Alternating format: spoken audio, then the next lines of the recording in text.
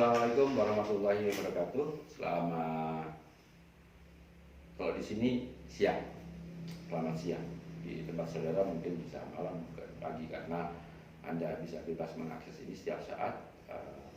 Kembali bertemu dengan saya, Pak Saban, Dr. Saban Rusdi MSI dalam kuliah penelitian terapan profesi pendidikan. Kali ini kita akan mencoba menjawab sejumlah pertanyaan dari mahasiswa. Ada pertanyaan-pertanyaan tentang metode penelitian pengembangan khusus, ada yang berkaitannya dengan metode penelitian yang lain, ada pertanyaan yang memang tidak tahu, tapi juga ada pertanyaan yang lebih mendalam dalam rangka meningkatkan kecakapan dalam untuk penelitian pengembangan. Hari ini saya dihosti oleh Ibu Dr. Rafikoh, walaupun kuliah dari rumah. Terima kasih Ibu. Tolong nanti saya dibacakan beberapa pertanyaan itu dan mungkin kita bisa sharing pengalaman Ibu dalam melaksanakan penelitian pengembangan. Penelitian pengembangan ya, magister penelitian pengembangan, model work and goal ya. Gitu. Kalau yang disertasi pengembangan juga, pengembangan juga, modelnya desain research. Oh, kan apa namanya kelompok ya. Yang hari ini kita bahas ya. Gitu. Jadi Ibu punya pengalaman itu ya. Oke, nanti tolong di-sharekan. Sehari-hari mengajar di UIN, terus sehari-hari lagi juga bersama saya di VLD, Troya Virtual Lecture and Dialogue, sebuah akun YouTube yang saya gunakan untuk mengajar dan menyampaikan. Ya, dipersilakan Ibu dimulai pertanyaan pertama. Baik, saya akan memulai dari pertanyaan yang diajukan oleh Mas Agung Cahyono. Pertanyaannya langsung ya Pak Saban? Silakan ya. Sesuai dengan yang disampaikan Bapak dalam video, penelitian rancangan berlangsung dalam beberapa tahapan. Di antaranya 1. Penelitian pendahuluan, 2. Melaksanakan prototipe. Mungkin maksudnya mengembangkan prototipe. Ya, itu pasti mengembangkan prototipe gitu. Berikutnya yang ketiga, tahap asesmen, dan yang keempat, refleksi dan dokumentasi sistematik. Yang ditanyakan adalah, jika dalam pelaksanaan tahapan prototipe atau tahap kedua dengan melaksanakan uji coba hasil yang didapat kurang efektif, dengan seperti itu apakah boleh melanjutkan tahap asesmen atau tahap ketiga, mengingat terkadang hasil tes lebih baik dari uji coba? Mohon petunjuk. Begitu pertanyaannya. Oke, yang pertama, ini maaf nih Pak Agung Cahyono, sepertinya mengikuti video tanpa melihat buku. Ini masalahnya, sehingga sampai dengan tahapannya juga keliru gitu. Seharusnya pada buku ini disebutkan pada halaman 27 itu sebuah gambar 5 nih. Di gambar 5 itu judulnya Evaluation Criteria Related to Stages in Design Research, atau kriteria evaluasi yang dikaitkan dengan tahapan penelitian perancangan. Di sana disebutkan ada 3 Bu Rofi. Yang pertama adalah stage, yang pertama adalah preliminary research, penelitian pendahuluan. Yang kedua prototyping stage, atau tahap prototipe atau pengembangan prototipe atau rupa-rupa. Dan yang ketiga adalah assessment phase atau fase assessment. Nah,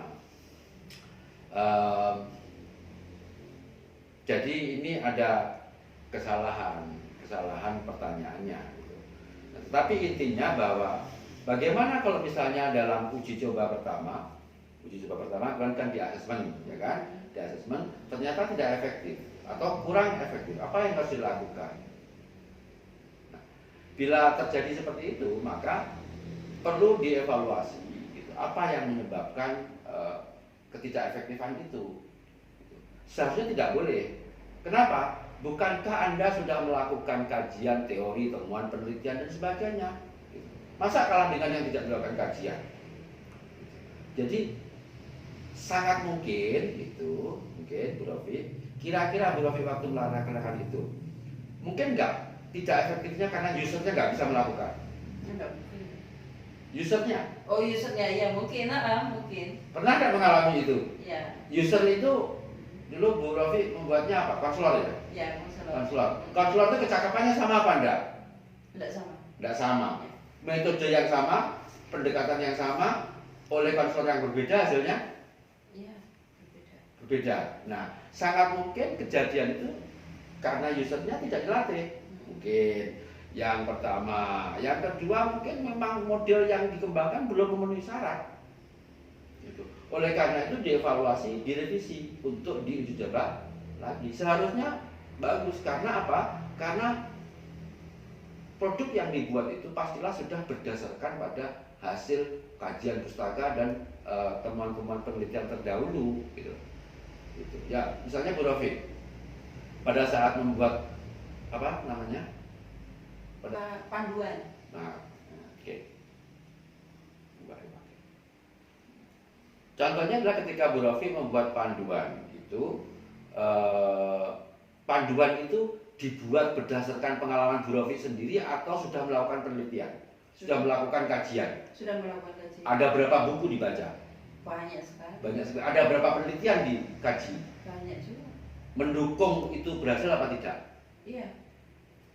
Kalau itu tidak berhasil, yang salah itu siapanya kira-kira? Ya, yang usernya itu kan. Usernya mungkin tidak cakap untuk menggunakan produk yang digunakan. Oleh karena itu diperlukan pelatihan. Bu Rofi melaksanakan pelatihan? Iya, melaksanakan 2 kali melaksanakan pelatihan. Intinya seandainya kurang efektif itu direvisi kemudian diperbaiki dengan uji coba kedua. Begitu kan? Iya. Gitu. Jadi secara agak ringkas itu bisa dikemukakan bahwa itu perlu ditelaah, dikenali penyebabnya, direvisi dan diteruskan uji coba lagi. Kenapa? Karena dalam penelitian pengembangan itu pada saat membuat desain itu tentu sudah didasarkan pada temuan-temuan penelitian sebelumnya. Tidak ada sekian banyak penelitian. Jadi kalau misalnya kemudian itu tidak efektif, ya mungkin saja tidak efektif. Tetapi tidak efektifnya karena apa? Mungkin karena produknya, mungkin karena penggunanya kurang dilatih dengan baik, atau jangan-jangan situasinya. Itu semua perlu ditelaah, produknya diperbaiki, usernya ditingkatkan kecakapannya, gitu ya, itu dan kemudian dilaksanakan uji coba yang kedua dan seterusnya. Itu Bu.